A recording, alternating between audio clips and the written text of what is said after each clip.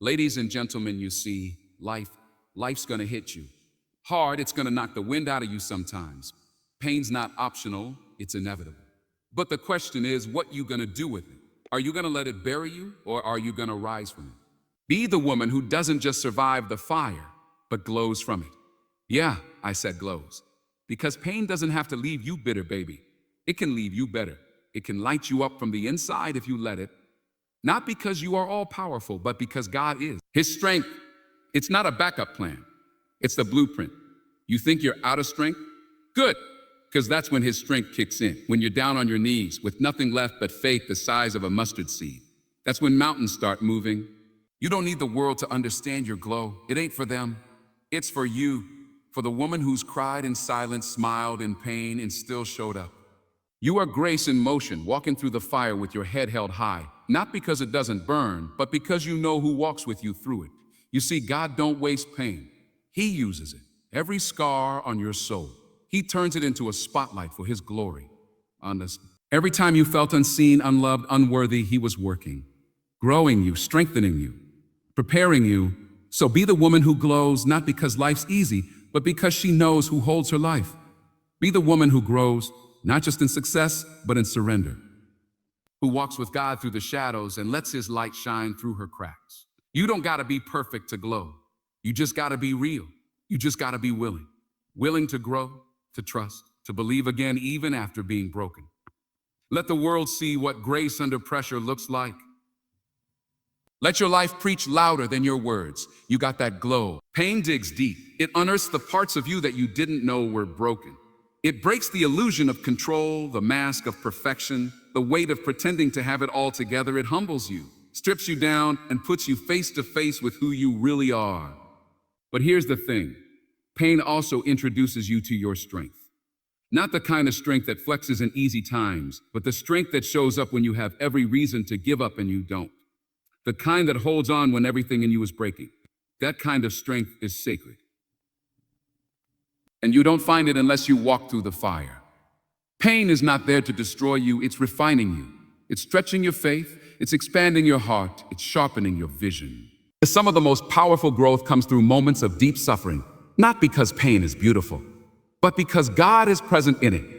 You find out what you're really made of when everything else is stripped away. You begin to see how even your tears have purpose, how even your heartbreak has a lesson, how even your silence can be filled with sacred whispers from God. So don't despise the pain. Don't rush through it. Let it shape you. Let it soften the hard places in you and strengthen the weak ones. Let it do the work it came to do. Because the woman who walks through pain with open hands becomes the woman who glows with purpose. Glow doesn't mean perfection.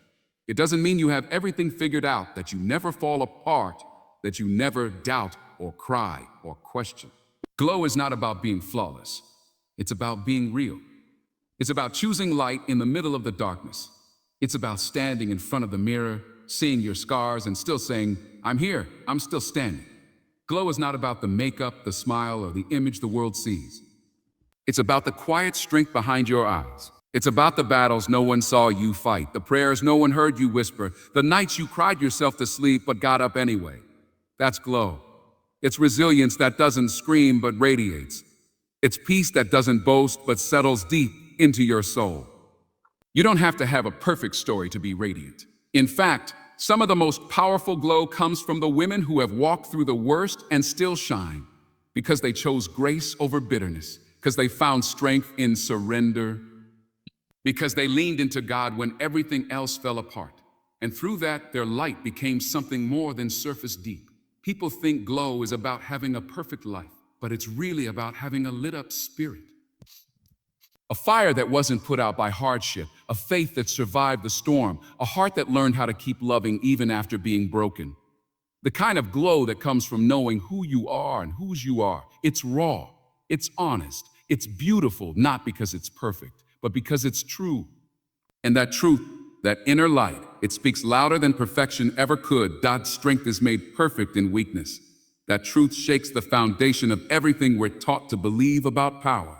In a world that celebrates self-sufficiency and constant hustle, God says, give me your broken parts. He doesn't wait for you to get it all together. He steps into the places where you feel the most empty, the most inadequate, the most undone, and he says, "Here, I'll fill that."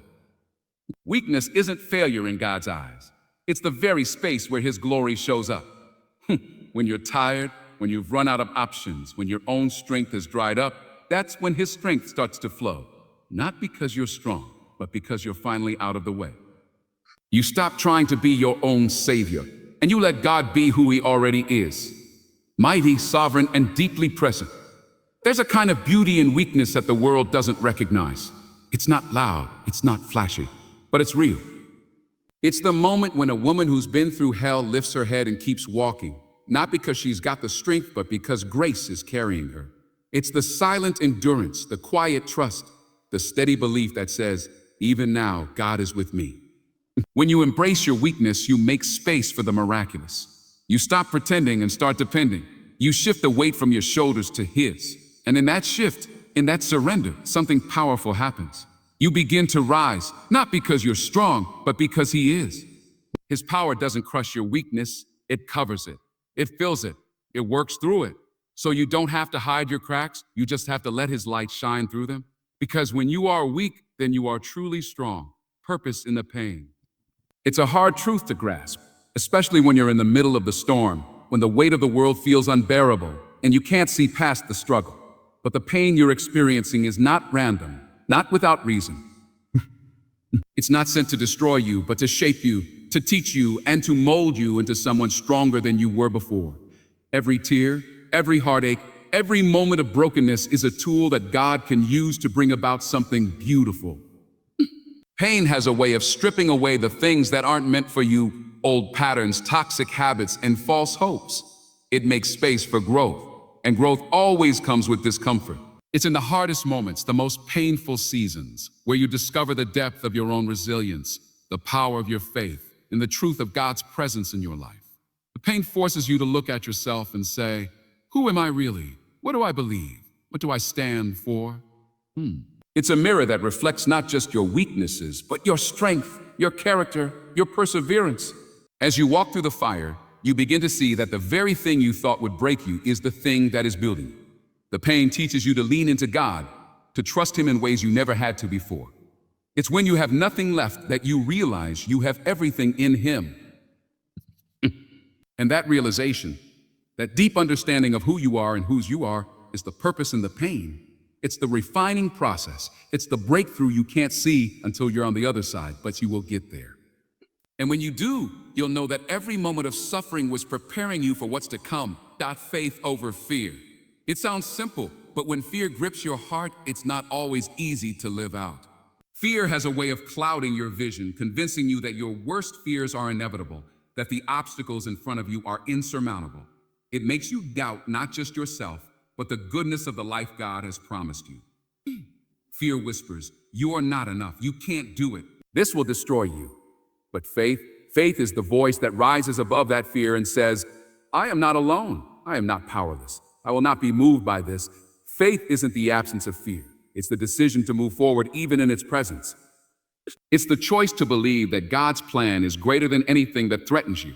It's knowing that no matter how big the mountain, no matter how loud the storm, God is with you and his strength is enough to carry you through. Faith isn't based on what you see. It's rooted in what you know to be true, even when everything around you seems uncertain. When fear comes knocking at your door, it's a test of where you place your trust.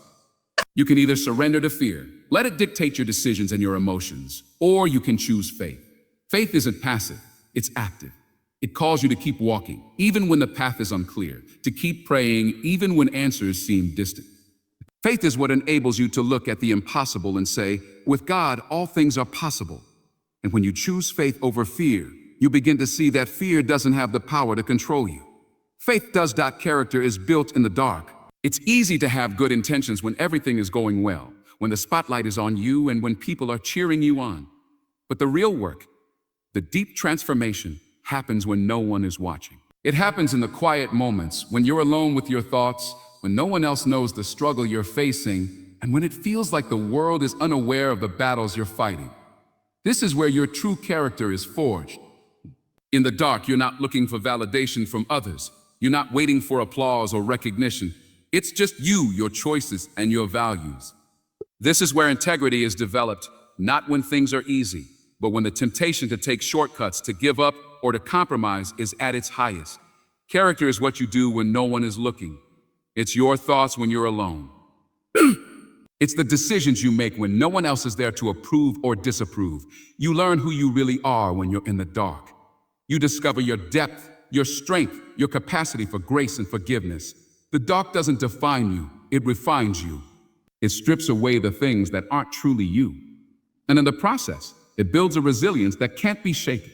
Your true self emerges when you learn how to stand in those moments of silence, when you rise even when you feel like falling, when you keep going even when you want to quit. Well, character is the result of the quiet choices, the hard decisions, and the strength found in those private, shadowed moments where no one is looking, but God sees it all. Resilience is holy. It's not just a trait you develop through sheer willpower, but a sacred gift that connects you to a deeper strength, a divine source that fuels your ability to rise again. Resilience isn't about being unbreakable. It's about being able to bend without breaking, to endure without losing your sense of self, to hold on without losing hope. It's not something that can be measured in how much you avoid difficulty, but in how you face it and keep moving forward, even when it feels like the weight of the world is on your shoulders. When you endure hardship, when you stand up after every fall, there is something holy about that strength. It is a reflection of God's grace at work within you. It's in the moments when you feel exhausted, when you've cried all you can, when you have every reason to give up, but you keep going. That's resilience.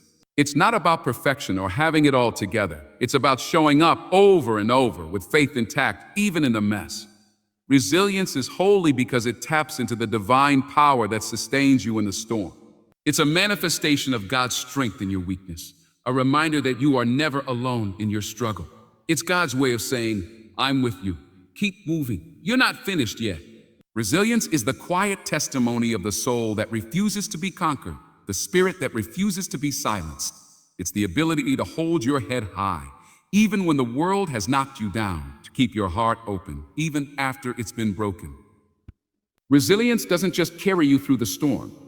It transforms you through it. You're not walking alone. It may feel like it at times when the world seems distant, when the silence of loneliness is deafening, when you're carrying burdens too heavy to bear. But in those moments, you need to remember that you are never truly alone. God is with you every step of the way, even when you can't see or feel His presence. His grace is the quiet companion that walks beside you, even when it feels like you're in the darkest of places. When the road gets rough, when the weight is too much, God's strength becomes your foundation, your support, and your constant guide.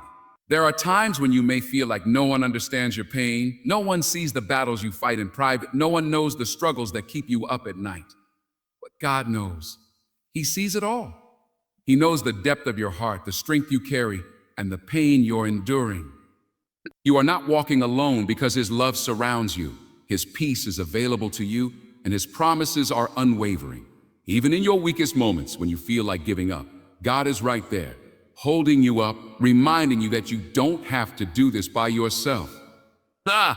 It's easy to forget in moments of struggle, but the truth is you are held, you are supported, and you are never abandoned. Your journey is not meant to be walked alone. With God beside you, you can face anything, overcome any challenge, and endure any hardship. He is the constant presence that never leaves, the silent force that guides you even when you cannot see the way forward. You are never alone. And that truth is the strength that will carry you through. There's beauty in becoming. It's easy to get caught up in the destination, to think that we only matter when we've reached the end of the road, when we've achieved the goals we've set, or when we've become the person we've always dreamed of being. But the truth is, the beauty lies not in the finished product, but in the journey of becoming. It's in the process, the small, seemingly insignificant steps that shape you every day. It's in the struggle, the growth, the moments when you feel like you're falling short, but you keep going anyway. Becoming is a messy, unpredictable process. It's not always glamorous. Sometimes it feels uncomfortable, like you're outgrowing who you were, like the old version of yourself is no longer enough, and the new version of you isn't quite ready to emerge. But in that space between who you were and who you're becoming, there's a quiet beauty. It's the beauty of evolution, of change, of transformation that happens one day at a time. It's in the small victories, the lessons learned through pain, the strength that builds as you walk through life's challenges. There's beauty in becoming because it means you're alive, you're growing, you're evolving. Every setback, every mistake, every heartache is a part of your story that contributes to the person you're becoming. You don't need to be perfect to be beautiful. The beauty is in the effort, in the persistence, in the willingness to keep growing, to keep learning, to keep striving. It's in the patience with yourself as you transform, knowing that each phase of your journey is valuable. You are beautiful not because you've arrived, but because you're always in the process of becoming the person you were always meant to be. Let your life preach. Words are powerful, but actions speak louder. It's easy to tell others what they should do, what they should believe, or how they should live. But the real message of who you are, what you stand for, and what you believe is not found in your speeches or social media posts. It's in the way you live, the choices you make, and how you treat others. Every day you are preaching a sermon with your life, whether you realize it or not. The question is, what message are you sending? You can claim all you want about being a person of faith, a person of love, a person of strength. But if your actions don't align with your words, then the message falls flat. Your life has to match what you say. When you show kindness to strangers, when you forgive those who have wronged you, when you stand up for what's right, even when it's not popular, that's preaching a sermon that resonates far deeper than anything you could ever say. People will see your faith, your integrity, your compassion, and they'll understand who you truly are, what you truly believe. It's not about being perfect. It's about being real. It's about living in a way that reflects the values you hold dear, even when it's hard. Let your life be a living testament to your faith. Let your resilience in the face of adversity, your grace in the face of pain, your love in the face of hate be the loudest sermon you ever preach. Your life can inspire, teach, and uplift without a single word being spoken. Make sure the life you live is the message you want to send to the world.